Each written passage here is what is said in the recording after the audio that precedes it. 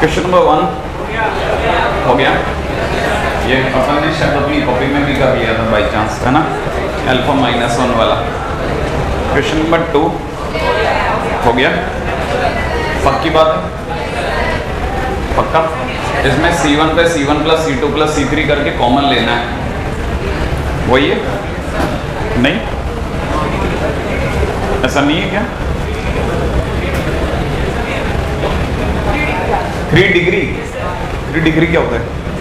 अच्छा, डिग्री 3 आ रही है, हाँ, तो आना नहीं चाहिए ऐसा। आंसर 2 आ रही है। मैंने तो ये सोचा था कि अगर बाई द वे जैसे अपन C2 पर या C1 पर या C3 पर किसी पर भी अपन ऑपरेशन लगाते सबको ऐड करने का, तो कॉमन आ जाता है, फिर वहाँ 1 1 1 रह जाता है, और फिर 1 1 1 रहने के बाद 2 0 क्रिएट करके ओपन कर दो, जितना मेरी समझदारी कहती है, और उसमें कोई परेशानी नहीं आएगी, आई थिंक सो, है ना। मतलब आंसर आ जाता है। मुझे नहीं ध्यान कि क्या है, लेकिन ऐसा कर लेना। किसी भी जैसे C1 पे लगा लो C1 + C2 + C3, है ना, या C2 पे लगा लो C2 + C1 + C3, आंसर आ जाएगा, कॉमन आ जाता है। ठीक है, क्वेश्चन नंबर 3, इसको सॉल्व करने पे x × y आता है, ठीक है, which is divisible by x and y both. अब क्वेश्चन नंबर 4 हो गया, पक्की बात है। इसको सॉल्व करने में यही आता है, और मतलब जो मांग रहे हैं वही आ जाता है, और बस एक +1 और आता है, याद है ना। क्वेश्चन के अंदर अगले ने बोला है नॉट ऑल 0 माने नॉन ट्रिवियल, और नॉन ट्रिवियल माने डेल्टा = 0। तो आपने डेल्टा = 0 करने की देर है, आपका आंसर आ जाएगा सीधा। वैसे भी आप समझ सकते हैं मेंस में आएगा क्या। मैंने कहा ना डेल्टा = 0, तो कई लोग तो तुक्के मार के, तो उन्हें पता भी नहीं होता करना क्या है, 3 इक्वेशन देखते ही सीधा डेल्टा = 0 कर देते हैं और आंसर आ जाता है। मैंने कहा ना 80% तो बच्चा ऐसे ही निकल जाता है, उन्हें पता ही नहीं होता, डिटरमिनेंट भी निकल गया अपना, है। अच्छा, क्वेश्चन नंबर 5। अच्छा, इसमें इसलिए नहीं हुआ ना क्योंकि आपने अभी एडजॉइंट नहीं पढ़ा, इन्होंने क्या एडजॉइंट का क्वेश्चन बना दिया है, ठीक है। अब एडजॉइंट क्या होगा वो अभी हमें आने वाले टाइम में विल डिस्कस, है ना, तब तक के लिए आप इसको आगे कर ले भले। हाँ भाई, क्वेश्चन नंबर 6 हो गया। और जो देख लेते हैं, मिला लेते हैं ना, क्वेश्चन नंबर 6 में मिला लेते हैं। देखिए इसमें ये जो प्लस के बाद वाली जो डिटरमिनेंट है यही काम की थी मेरी, जहां तक याददाश्त है। इस डिटरमिनेंट को मैं लिख रहा हूँ -1 to the power n + 2a, -1 to the power n + 1b, -1 to the power nc, ऐसा, ठीक है ना। ये पास वाली डिटरमिनेंट लिख रहा हूँ, पर यहाँ हो जाएगा a + 1 b + 1, और ये हो जाएगा c - 1, और पास वाला हो जाएगा a - 1 b - 1 और इट इज c + 1, यही है ना भाई। देख लो आप, प्लस के बाद वाली डिटरमिनेंट यही है या कुछ अलग है? यही है ना, ढंग से देखेंगे तो। अच्छा, अब क्या करना है, इसकी रो को कॉलम में बदलना है।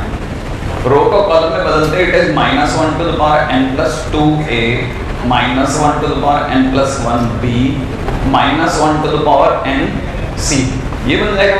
अच्छा, और ये वाली जो रो है वो यहाँ आ जाएगी a + 1 b + 1 c - 1।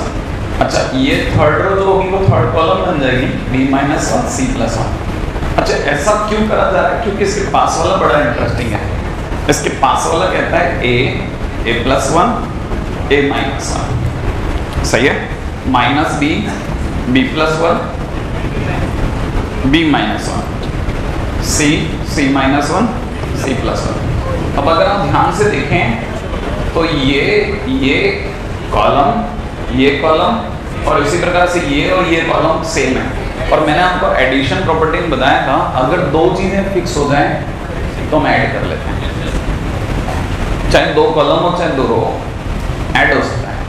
अब अगर अपन इसको ऐड करते हैं ना, तो अपने को ये तो आइडिया हो गया कि पीछे की तरफ से कॉलम 2 जो भी आएगा a + 1 a - 1 b + 1 b - 1 c - 1 c + 1 आ जाएगा, सही है भाई, c + 1, और ये दोनों ऐड हो जाएंगे तो उनमें a कॉमन आ जाएगा। एक कॉमन आते आएगा 1 + -1 to the power n + 2। सोच लिया, इधर इन दोनों में b कॉमन आ जाएगा, b के कॉमन हो जाएगा -1 प्लस में कितना -1 to the power n + 1। इधर c के कॉमन आते ही हो जाएगा 1 + -1 to the power n, अब अपने को क्या है ना, n की ऐसी वैल्यू चाहिए जिसमें कुछ हरकत हो इसमें, है ना। देखो इसमें और मेरा ना देखिए सबसे पहले अपन ये करें एक इवन इंटीजर, एक ऑड इंटीजर, कोई भी इंटीजर और जीरो। सबसे प्यारा नंबर हम सबको पसंद है जो जीरो, वो ट्राई करने पहले तो सही है, और आंसर जीरो लाना है इन दोनों का सम। तो सबसे पहले जीरो रखते ही आपको पता है, जैसे ही मैं इसमें n की जगह जीरो रखूंगा ये 1 + 1 हो जाएगा, तो ये 2a हो जाएगा। सोच लिया आपने? नहीं है? अच्छा, उधर की तरफ जैसे ही मैं n की जगह जीरो रखूंगा ये 1 - 1 -2 भी हो जाएगा, बहुत बढ़िया। जैसे मैं n की जगह जीरो रखूंगा ये 2c हो जाएगा। श्योर है? अच्छा, ये a + 1 a - 1 b + 1 b - 1 c - 1 c + 1, क्या अभी ये जीरो हो जाएगा? कैसे पता आपको?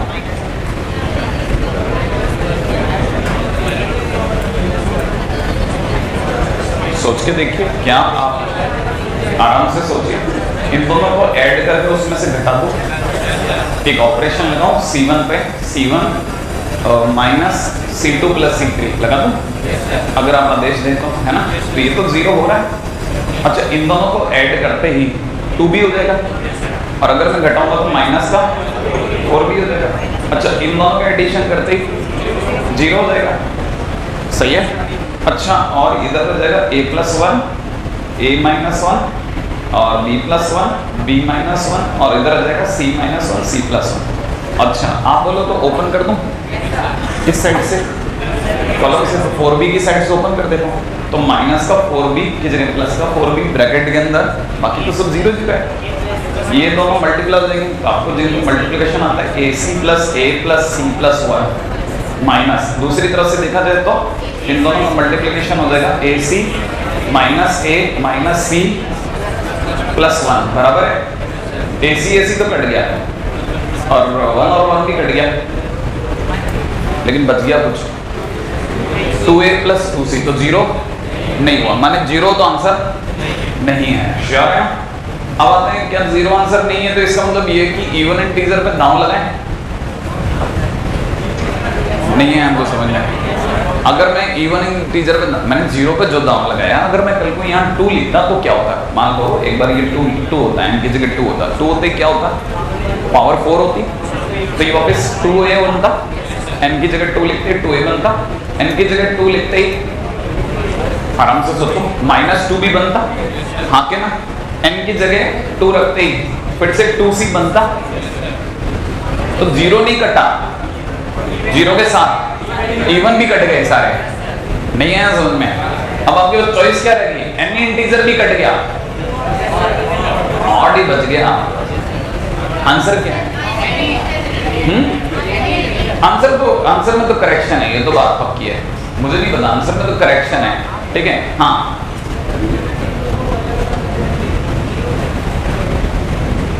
अब ये इसमें ही जीरो हो जाएगा अभी, नहीं समझ रहे, तेज बोलना, आराम से खोल के बोल। इन दोनों को सेपरेट करते हैं। अच्छा, किसकी बात कर रहे हैं? ये वाले की? इन दोनों को क्या करें?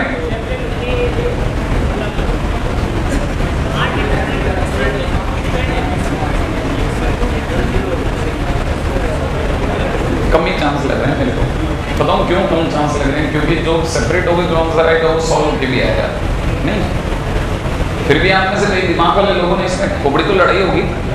अब एक बार जरा अपन एक काम तो कर लें, अपना एक काम बाकी है, ऑड रखना।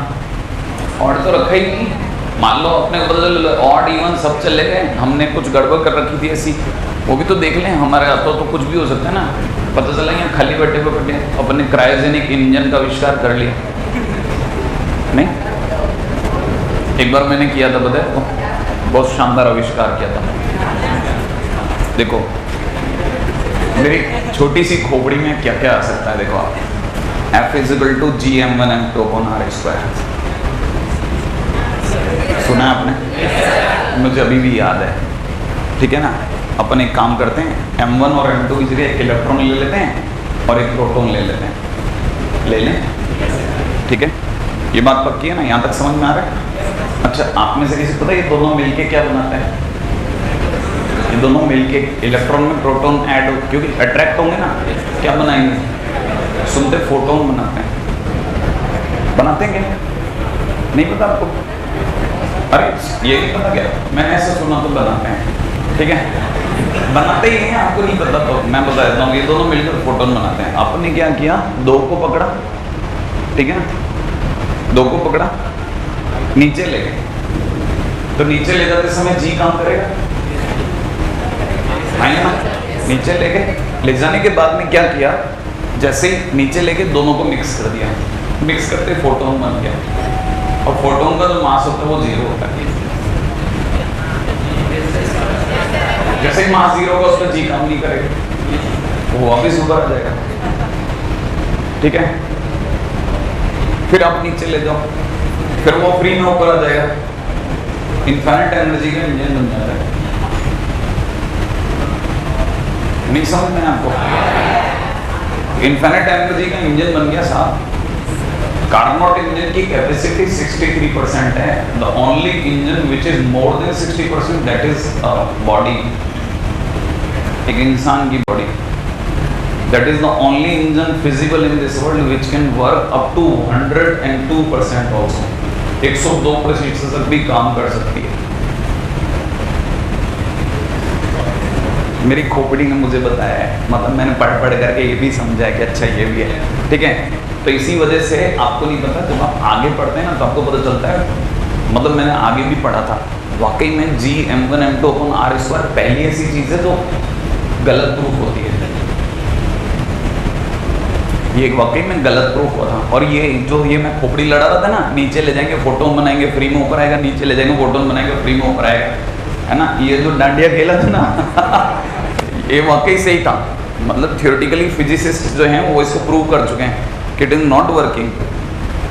कहानी पकड़ में ऐसे भी कभी कभी ख्याल आते हैं। तो जैसे मैंने ये बना ली हो तो एक बार चेक करना पड़ता है मुझे, ठीक है, कि बेटा तेने सही तो बना लिया। अब n की जगह अपन -1 रख लें। अगर अपन n की जगह 1 रखते हैं तो ये कितना हो जाएगा? 0। ओहो, n की जगह 1 रखते ही सोचो 0, n की जगह 1 रखते ही क्या बात है, क्या कहते हो? n is equal to odd integer, and odd integer मस्त काम बन रहा है, सही है ना? अभी भी नहीं आया आपको समझ में?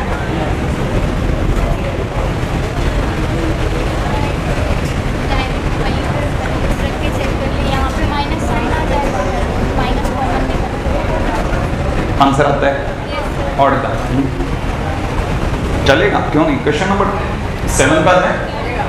क्वेश्चन नंबर 7 हो गया? नहीं हुआ? हाँ देखो, एक्चुअल में क्या है ना, ये 2 लाइनें हैं, इट हैज नो सॉल्यूशन, इनका कोई सॉल्यूशन नहीं है। कोई भी 2 लाइनों का सॉल्यूशन तब नहीं होता जब वो दोनों पैरेलल होती हैं। पैरेलल होने पे a1/a2 is equal to b1/b2। अगर आपने कर लिया तो इसका मतलब ये हो जाएगा k+1 divide by k is equal to में कितना 8 डिवाइड बाई k+3, यही तो होगा, ठीक है ना? इसको सॉल्व कर लो, k की 2 वैल्यू आ जाएगी, आंसर आ जाएगा। लेकिन जैसे मैं इसमें बता दूं, इसमें जैसे इसने 1 3 2 सब दे रखे हैं, तो हो जाएगा कितना k² + 4k + 3 is equal to 8k। इतना मतलब हो जाएगा k² - 5k + 3। सही है क्या भाई? 4k सही है।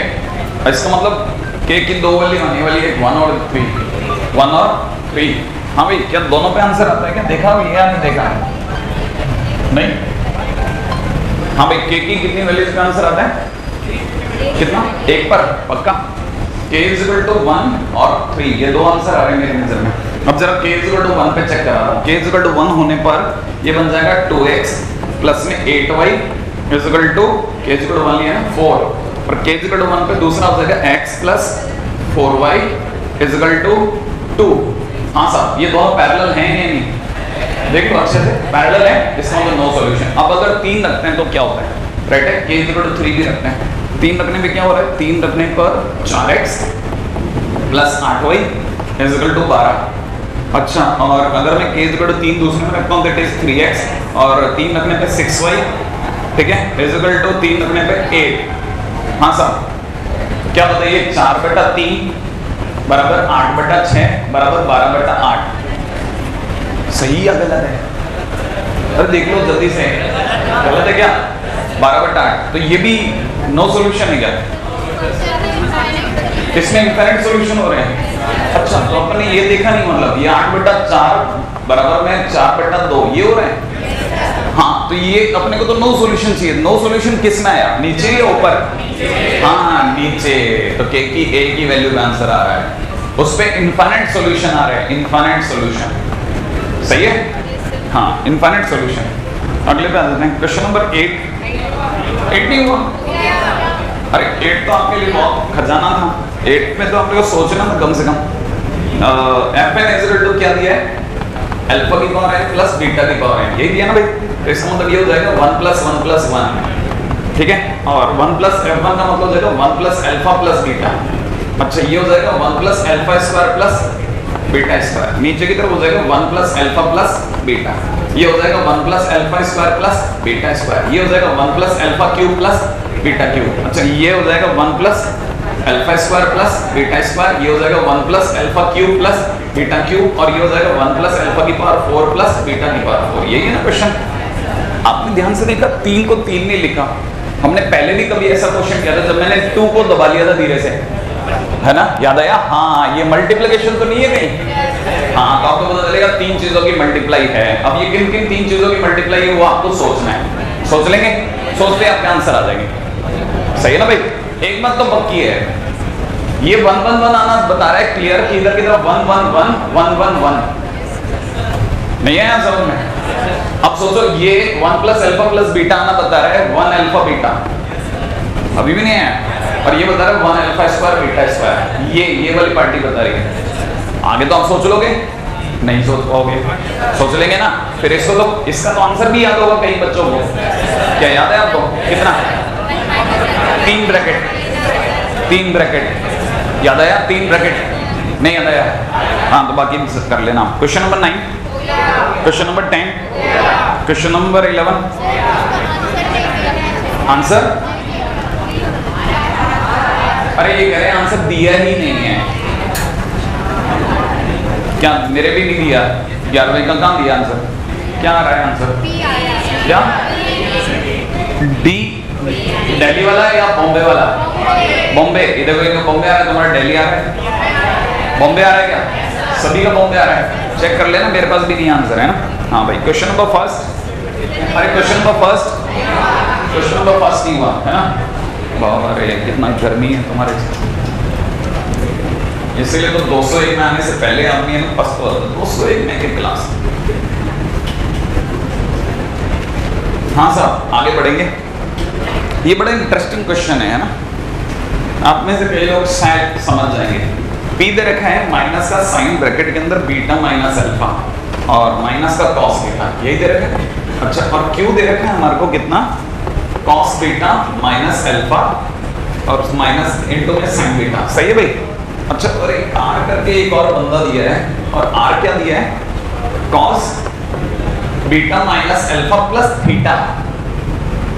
थीटा कहाँ से आ गया पूरी कहानी में होगा, चलो। अच्छा और आगे दे रखा है साइन ब्रैकेट में कितना, बीटा माइनस थीटा। चलो ये भी समझ गया, ठीक है। और क्या कह रहा है, P lies in the line segment of RQ। ठीक है, P RQ में आता है पहला ऑप्शन, Q PR में आता है और R जो है वो QP में आता है। और कहता है PQ और तीनों कोलिनियर है, ऐसा अगले ने बोला है ना। अब जरा ये थोड़ा सा अपने को समझने के लिए क्या करना पड़ेगा ना, इसको एक काम करते हैं, इस वाले बंदे को ये जो कॉमा है ना, इसको अपन x1 मान लेते हैं, इसको y1 मान लेते हैं, इसको x2 मान लेते हैं, इसको y2 मान लेते हैं, मान लो। अच्छा मैं थोड़ा सा आपसे एक बेसिक बात पूछूंगा, आप समझना। P ये रहा, Q ये रहा, सही है। अच्छा इस साइड का ये x1 y1 और ये वाले पॉइंट को मैं ले लेता हूँ x2 y2, बराबर है। बीच में कहीं मान लेते हैं कोई t है, t, r को नहीं मान के t मान लेता हूँ, ठीक है। अच्छा जो t है ना बड़ी स्मार्टली एक्ट कर रहे हैं, वो इस पूरी स्टोरी को cos थीटा इस टू sin थीटा में डिवाइड कर रहा है, मान लेते हैं एक बार, ठीक है ना भाई। मान लेते हैं कि t जो है वो इसको डिवाइड कर रहा है। अगर t से डिवाइड कर रहा है तो आपने से सभी लोग जिनको इंटरनल डिवीजन आता है वो अपनी तरफ से t के कोऑर्डिनेट x कोऑर्डिनेट सोच रहे हैं कि cos theta into this sin theta into this, x1 sin theta plus x2 cos theta divided by sin theta plus cos theta. सही है भाई? अच्छा एक मिनट के लिए कॉमा लगा के बाकी चीज को बाद में लिख लेंगे, अब जरा x1 की जगह वैल्यू लिखवा दो मेरे को। आपने सभी को x1 का नाम पता है, माइनस में sign beta minus alpha, sure है? तो अब आप इसे पढ़ रहे हैं minus sign beta minus alpha into sine theta plus x2 की जगह उसकी वैल्यू लिखता हूँ, x2 की जगह लिख लेता हूँ cos beta minus alpha into cos theta. अच्छा, जिन्हें समझ में आता है वो जानते हैं cos A cos B minus sin A sin B is equal to cos A plus B। तो इट इज cos A की जगह हो जाएगा, ये A है और ये B है, तो cos beta minus alpha plus theta divide by कितना, sin theta plus cos theta, बराबर है ना भाई? नहीं है? अच्छा, उसी प्रकार से ये जो इधर वाला बनता वो क्या बनता था, y1 sin theta plus y2 cos theta divide by sin theta plus cos theta होना चाहिए था, है ना? अच्छा, y1 कौन था हमारा, minus cos theta minus cos beta, sure, into में कितना sin थीटा प्लस इसकी जगह y2 की जगह लिख देता हूं sin beta into cos theta. आप जानते हैं इसको पढ़ पाते हो तो sin थीटा ना इसको पढ़ते हैं हम sin beta cos theta minus cos beta sin theta माने sin beta minus theta, sure? तो इसको मैं लिख देता हूं, इसकी जगह लिख देता हूं sin beta minus theta divide by sin theta plus cos theta, यही है ना? अगर t वाकई में इन दोनों के बीच में होता और sin थीटा इस टू cos थीटा में डिवाइड करता तो ये आता ना, तब मैं दुनिया को गा के कहता कि पी टी क्यू कोलिनियर है ना? अब आप ध्यान से देखो, ये बंदा कितना स्मार्ट बंदा है यार, जो इसका कुछ पार्ट ही लेके आया। आपको पता है इसमें और इसमें फर्क क्या है, divide by sin theta plus cos theta का, दिख रहा है आपको? इसका मतलब ये r जो है ना वो इन दोनों के बीच में नहीं है, वो कहीं और है, नहीं है? क्योंकि अगर ये बीच में होता और ये जो लेके आया वही माना जाता तो जरूर नीचे sin theta plus cos theta होता, लेकिन नीचे sin theta plus cos theta नहीं था। इसका मतलब बिल्कुल सीरियसली बात एकदम क्लियर है कि ये पूरा नहीं आया, किसी ने आधा अधूरा दिया, और जब तक आधा अधूरा दिया मैं पूरी कहानी को हाँ नहीं भरूंगा। माने t is not lying in between p and q, माने r is not lying, sorry, है ना? तो कहने का मतलब r is not collinear to P and Q, सही है? अब जो भी इसके रिलेटेड आपका ऑप्शन होगा वो आप मिला लेना। हाँ बताओ, अब आप क्या और कौन सा क्वेश्चन, क्वेश्चन नंबर बी पे आ जाओ। हाँ भाई बी हो गया। बी मेरे को किसी ने मेरे से पूछा था कुछ, है ना? तो मैंने बाद में उसको वापस करके देखा तो मुझे पता चला कि इसका D 0 आ रहा है, हाँ या ना? जब आपने इसका D निकालेंगे तो D तो 0 आ रहा था मेरा तो। अच्छा, और जब इसका D1 D2 D3, क्योंकि D1 D2 D3 सब आएगा, ये होमोजीनियस नहीं है, नॉन होमोजीनियस है, तो D1 D2 D3 की वैल्यू मेरे को, D1 की वैल्यू मेरी 3 माइनस k आई, D2 की वैल्यू k माइनस 3 आई और D3 की वैल्यू वापस k माइनस 3 माइनस k आई। ठीक है, मैं एक बार लिख देता हूँ मेरी बात को। मेरे पास में D जो आया वो 0 आया था, राइट है, और जो D1 आया था वो 3 माइनस k आया था, और D2 जो आया था वो k माइनस 3 आया था, और D3 जो आया था वो वापस से 3 माइनस k आया, ना k माइनस 3 ही आया, सही है भाई?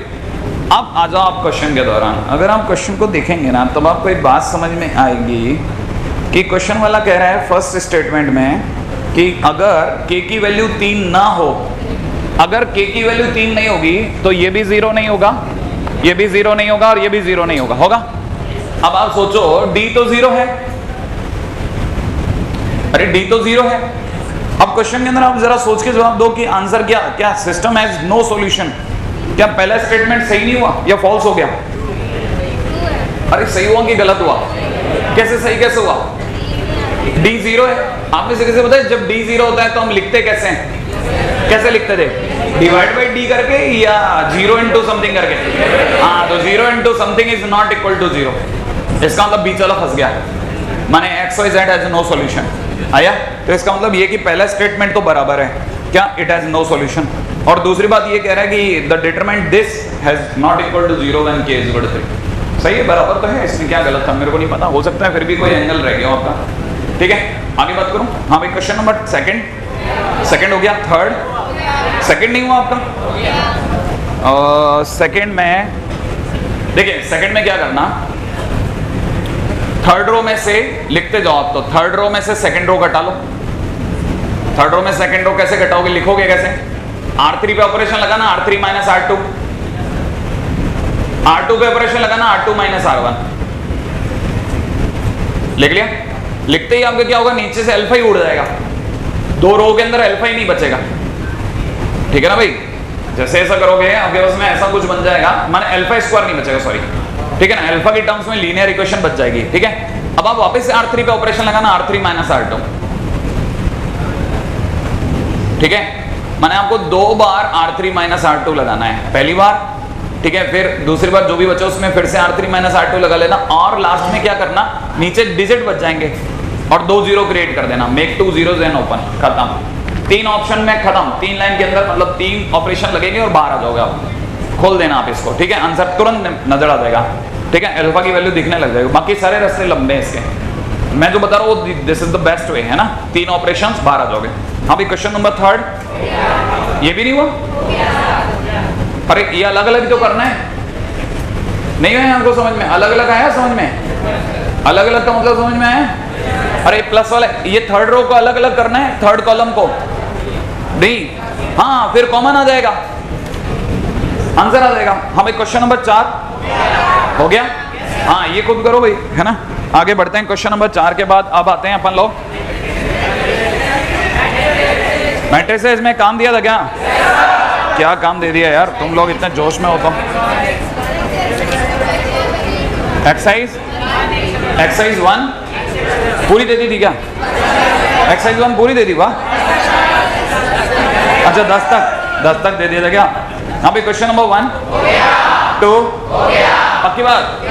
तो बढ़िया, आपका एनसीईआरटी का है ना, मतलब तीसरा चौथा क्वेश्चन हो गया सब, बढ़िया, बताइए, ठीक है। उसमें 8 है बस, यहाँ पे 12 एलिमेंट की बात कर रहे हैं, ठीक है। अच्छा, क्वेश्चन नंबर 3 4 ये सिंगुलर मैट्रिक्स आपको कहाँ से आ गया? हाँ तो थोड़ी देर रुक जाओ ना, एडजॉइंट ऑफ ए के बारे में बात कर रहे हैं, होल्ड ऑन, ठीक है, कुछ ज्यादा ही आपसे आगे निकल गया। इसमें इक्का दुक्का क्वेश्चन क्या है, हमने पहली बार प्रयास किया था अलग अलग करने का, इससे पहले कौन सा ऐसा ये कैटेगराइज नहीं थे क्वेश्चन, हमने इसको बहुत मुश्किल से कैटेगराइज किया है, टाइटल डाले हैं, हर टाइटल के क्वेश्चन अलग करे, बहुत मुश्किल से अलग हुई है। पहले हमारी शीट आप देख लेते वो छूट जाते आपके, ठीक है। एक्सरसाइज, अच्छा क्वेश्चन नंबर 5, क्वेश्चन नंबर 6, अरे वाह, क्वेश्चन नंबर 6 हो गया आपका। कौन सा ऑप्शन बना, ए या बी? बी, ऑब्वियस ही बात है, बहुत बढ़िया। और क्या नहीं आया? अच्छा, इसमें ये फर्स्ट ऑप्शन क्यों नहीं आया? क्योंकि A and B are not commute. कहाँ लिखा है? कम्यूट होने पर ए बी बराबर बी ए होता, तो बी ए की जगह वापस ए बी लग जाता। आ जाएगा, डोंट वरी। अभी क्वेश्चन नंबर 6 7, अरे वाह। क्वेश्चन नंबर 8, रुक जाओ, होल्ड करिए। क्वेश्चन नंबर 9 भी नहीं हुआ, फिर क्वेश्चन नंबर 10 हो गया। हाँ भाई, क्वेश्चन नंबर 10 तो शायद हमने कर भी लिया था, ठीक है। अब मैं आगे नहीं करूंगा, मेरे को मैट्रिक्स में आने तो बहुत काम की चीज बाकी है ना।